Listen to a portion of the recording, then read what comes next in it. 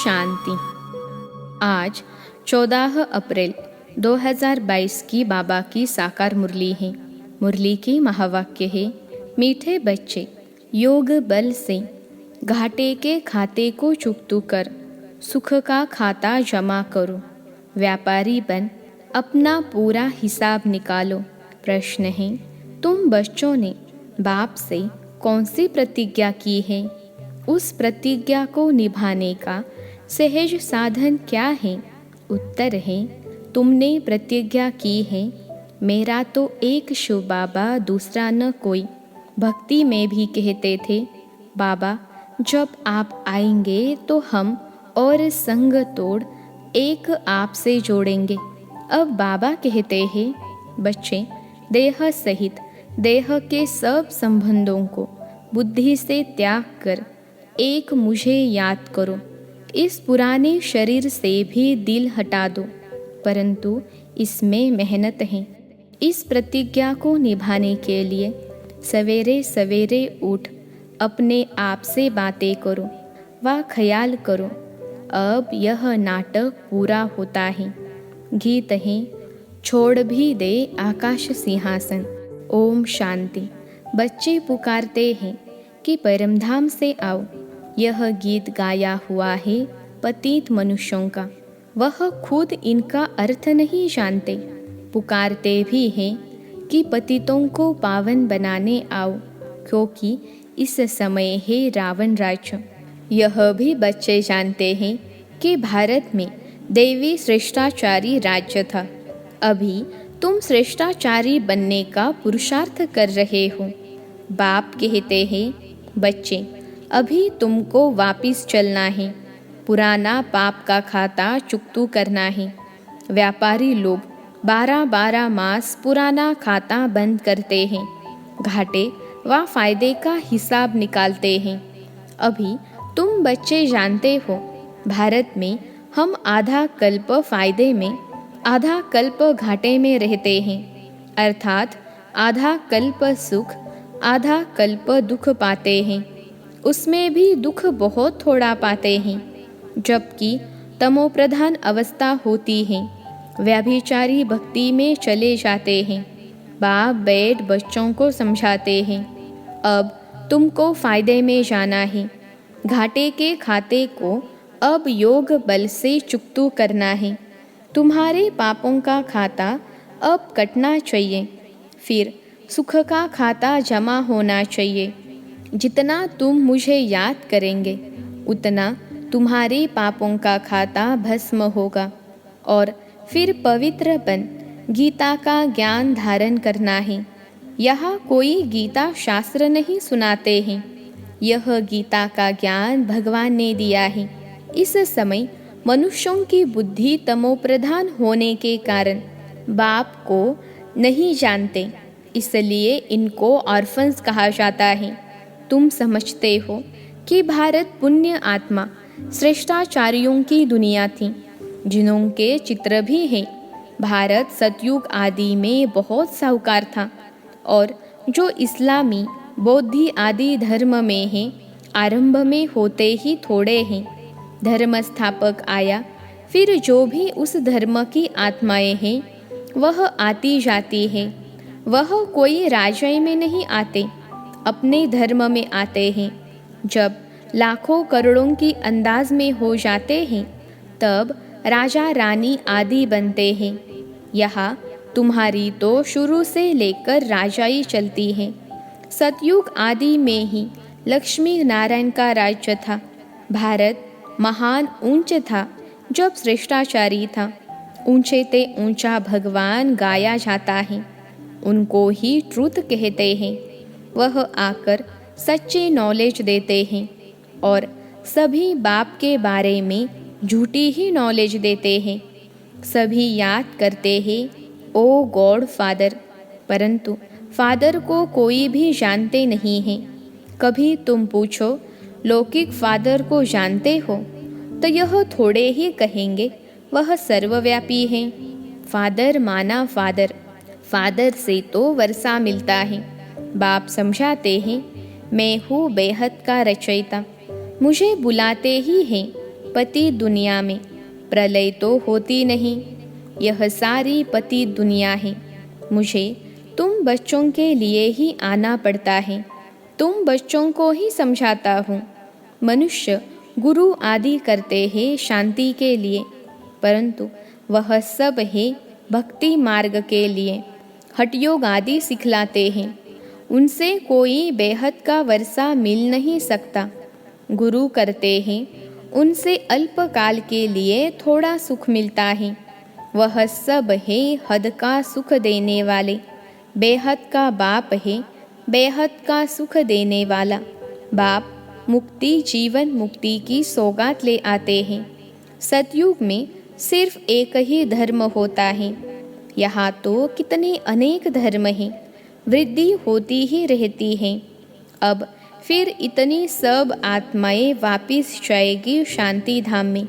यह तुम बच्चों को सृष्टि के आदि मध्य अंत का ज्ञान मिल रहा है। बाप है इस मनुष्य सृष्टि का बीज रूप। उनके पास सारी नॉलेज है। सर्वव्यापी कहने से ज्ञान व भक्ति की कोई बात ठहरती ही नहीं है। भगवान सर्वव्यापी हैं, तो फिर भगवान की भक्ति करने की क्या दरकार है। भक्ति करते हैं परंतु समझते नहीं हैं। पत्थर ठीक कर सबकी भक्ति करते रहते हैं। गंगा में कितने स्नान करने जाते हैं। अगर वह पतित पावनी हो तो फिर सबको पावन होना चाहिए। मुक्ति जीवन मुक्ति धाम में जाना चाहिए, लेकिन जाता कोई नहीं है। एक गुरु वापिस जाए तो और फॉलोअर्स को भी ले जाए, लेकिन न खुद जाते न फॉलोअर्स को कुछ कह सकते हैं। देह अभिमान में बहुत हैं। ऐसे कोई भी नहीं कह सकेंगे कि हम निराकार परमपिता परमात्मा तुम बच्चों का बाप हूँ, तुमको साथ ले जाने आया हूँ। यह बाप को ही हक है। अब पुरानी दुनिया को छोड़ना है, इसलिए योग बल जरूर चाहिए। गफलत करने से पद नहीं पाएंगे। तुम बच्चे जानते हो बाबा हमको लायक बना रहे हैं। बच्चे जो ना लायक बन जाते हैं वह देवाला मारते हैं।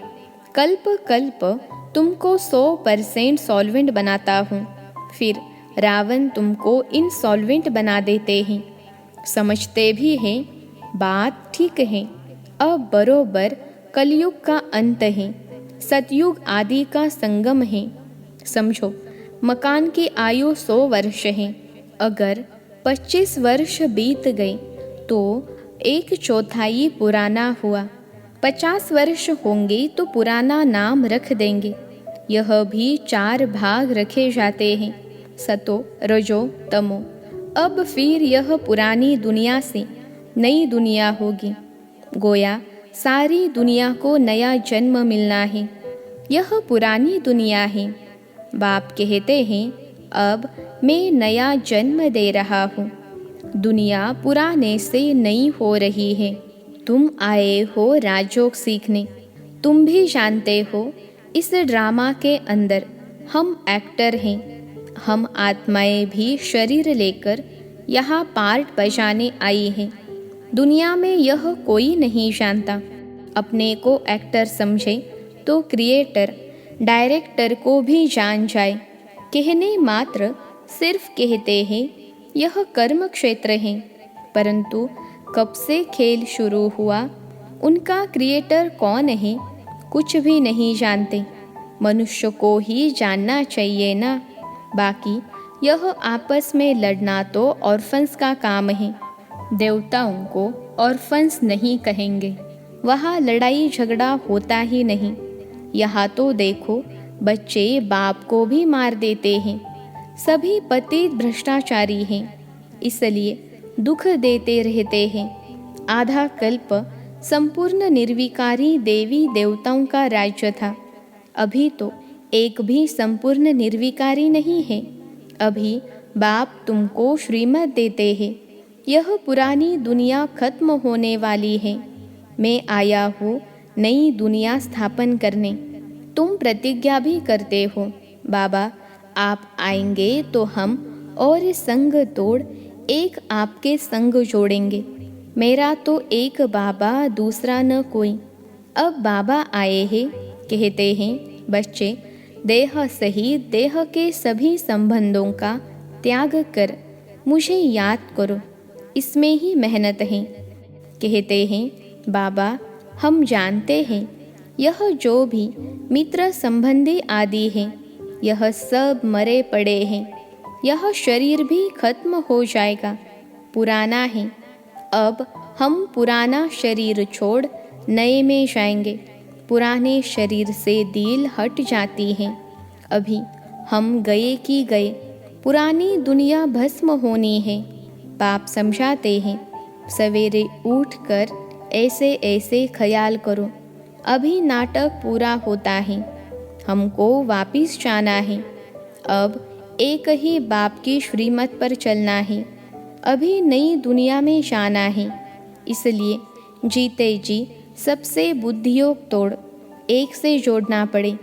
इसमें बड़ा अभ्यास चाहिए। अभ्यास के लिए ही बाप कहते हैं सवेरे उठो। दिन में तो शरीर निर्वाह अर्थ कर्म करना है। रात का अभ्यास वृद्धि को पाता है। जितना टाइम मिले बाबा को याद करो। बाबा की याद में तुम कितना भी पैदल करते जाओ, कभी थक नहीं सकते। योग बल की खुशी रहती है। याद का अभ्यास होगा तो कहाँ भी बैठे याद आ जाएगी। खाने पर भी याद में रहना है। फालतू वार्तालाप नहीं चलना चाहिए। बाप की याद से ही विकर्म विनाश होंगे, फिर अंतमति सो गति हो जाएगी। अभी वापिस जाना है। सभी का सद्गति दाता, सबको श्रेष्ठाचारी बनाने वाला, शांति देश में ले जाने वाला एक ही बाप है। जन्म जन्मांतर तुमको बाप टीचर गुरु मिले, परंतु वह सब ही जिस्मानी। कोई भी देही अभिमानी बनना नहीं सिखलाते हैं। यह तो बेहद का बाप ज्ञान का सागर है। जो भी आत्माएं हैं उनमें संस्कार भरे हुए हैं। फिर शरीर धारण करने से वह इमर्ज होते हैं। अभी तुमको सारे ड्रामा की नॉलेज है, और तो सभी मनुष्य घोर अंधियारे में हैं। गाया भी हुआ है, ज्ञान अंजन सद्गुरु दिया, तो ज्ञान अंजन देने वाला ज्ञान सूर्य बाप है। सतयुग को दिन, कलयुग को रात कहा जाता है। आत्माएं उस निराकारी बाप को याद करती हैं। बाप समझाते हैं, मैं तुम बच्चों को ब्रह्मा मुख द्वारा कल्प पहले मुहाफिक सब भक्ति मार्ग के शास्त्रों का राज समझाता हूँ। यह सब भक्ति मार्ग की सामग्री है जो आधा कल्प से चलती आती है। मनुष्य तो कह देते यह परंपरा से चलते आए हैं। रावण को भी परंपरा से जलाते आए हैं। त्योहार जो मनाते हैं वह सब कहते हैं परंपरा से चल रहे हैं। परंपरा का अर्थ क्या है वह समझते नहीं। सतयुग की आयु लाखों वर्ष लिख दी है, तो मनुष्य घोर अंधियारे में है ना। भक्ति कब से शुरू हुई, पावन कब बने, कुछ भी जानते नहीं। भगवान पतितों को पावन कब बनाने आए, कहते भी हैं क्राइस्ट से 3000 वर्ष पहले स्वर्ग था। परंतु फिर भी अनेक मत है ना। कितनी मतें दुनिया में काम कर रही हैं। बाप आकर श्रेष्ठ मत देते हैं। श्रीमत से तुम श्रेष्ठ सो देवता बनते हो। रुद्रमाला भी है। रुद्र भी निराकार भगवान ही ठहरे। वह है श्री श्री। देवताओं को कहेंगे श्री अर्थात श्रेष्ठ। अभी तुम बच्चे जानते हो कि श्री श्री द्वारा श्रेष्ठ दुनिया बनती है। बाप श्री श्री है, श्री बनाने वाला। यह सब बातें याद करनी है। कल्प पहले वाले ही समझेंगे। यह ज्ञान सब धर्म वालों के लिए है। सबको बाप कहते हैं। अपने को आत्मा समझो। बेहद के बाप से कितना सुख मिल रहा है। बेहद का बाप आकर इतने बच्चों को एडॉप्ट करते हैं। यह मुख वंशावली है ना, कितने ढेर बीके हैं जो फिर देवता बनने वाले हैं। यह है ईश्वरीय कुल, दादा है निराकार, उनके बच्चे का नाम है प्रजापिता ब्रह्मा, इन द्वारा एडॉप्ट करते हैं। तुम ब्राह्मण हो, शिव बाबा की फैमिली, फिर वृद्धि होती है। अभी तुम्हारी नंबर 1 बिरादरी है। तुम सर्विस करते हो, सबका कल्याण करते हो। तुम्हारा जड़ यादगार मंदिर एक्यूरेट बना हुआ है। यहाँ तुम चैतन्य में बैठे हो। जानते हो, हम फिर से स्थापना करते हैं। भक्ति में हमारे यादगार मंदिर बनेंगे। शिव बाबा न होता तो तुम कहाँ होते? ब्रह्मा विष्णु शंकर कहाँ हैं? अभी शिव बाबा रचना रच रहे हैं ना। प्रजापिता ब्रह्मा का चित्र अलग होना चाहिए। त्रिमूर्ति ब्रह्मा कहते हैं, परंतु उनका तो कोई अर्थ ही नहीं। तुम जानते हो, परमपिता परमात्मा ब्रह्मा द्वारा स्थापना करते हैं। करण करावन हार शिव बाबा हैं। यह सब बातें धारण करने की हैं। शिव बाबा खुद राजयोग सिखला रहे हैं, नॉलेज दे रहे हैं, तो वह धारण करनी चाहिए। इसमें प्यूरिटी फर्स्ट है। हिम्मत भी दिखानी है। गृहस्थ व्यवहार में रहते पवित्र रह दिखाना है। कोई बच्ची को बचाने के लिए भी स्वयंवर करते हैं, जिसको गंधर्वी विवाह कहते हैं। फिर उसमें भी कोई फेल हो जाते हैं। कोई ऐसे भी होते हैं जो शादी कर फिर पवित्र रहते हैं। पवित्र रहे फिर नॉलेज भी लेनी है, धारण कर औरों को भी आप समान बनाकर दिखावे, तब ऊंच पद पा सकें। इस ज्ञान यज्ञ में विघ्न भी बहुत पड़ते हैं। यह तो सब होगा। ड्रामा में नूंद है। कई बच्चियां कहती हैं, हमें साहूकारी क्या करनी, इससे तो बर्तन मांज कर रोटी खाना अच्छा है। पवित्र तो रहेगी, परंतु हिम्मत चाहिए बहुत। अच्छा, मीठे मीठे सिखिलते बच्चों प्रति माता पिता बाप दादा का याद प्यार और गुड मॉर्निंग। रूहानी बाप की रूहानी बच्चों को नमस्ते। हम रूहानी बच्चों की सिखिलते रूहानी माता पिता बाप दादा को याद प्यार, गुड मॉर्निंग और नमस्ते बाबा नमस्ते। धारणा के लिए मुख्य सार पहली पॉइंट है, भोजन करते समय याद में रहना है। फालतू वार्तालाप नहीं करनी है। याद से पापों का खाता चुकतू करना है। दूसरी पॉइंट है, दिन में शरीर निर्वाह अर्थ कर्म कर, रात को जाग अपने आप से बातें करनी है। ख्याल करना है कि यह नाटक पूरा हुआ, हम अब वापिस चाहते हैं, इसलिए जीते जी ममत्व मिटाना है। आज का वरदान है, डबल नशे की स्थिति द्वारा सदा निर्विघ्न बनने और बनाने वाले विश्व परिवर्तक भव। डबल नशे की स्थिति द्वारा सदा निर्विघ्न बनने और बनाने वाले विश्व परिवर्तक भव। विश्लेषण है, मालिक सो बालक है। जब चाहो मालिकपन की स्थिति में स्थित हो जाओ और जब चाहो बालकपन की स्थिति में स्थित हो जाओ। यह डबल नशा सदा निर्विघ्न बनाने वाला है।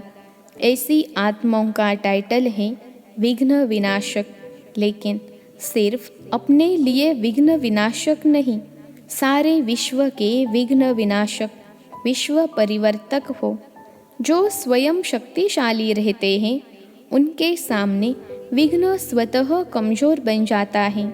आज का स्लोगन है, अपने डबल लाइट स्वरूप में स्थित रहो तो सब बोझ समाप्त हो जाएंगे।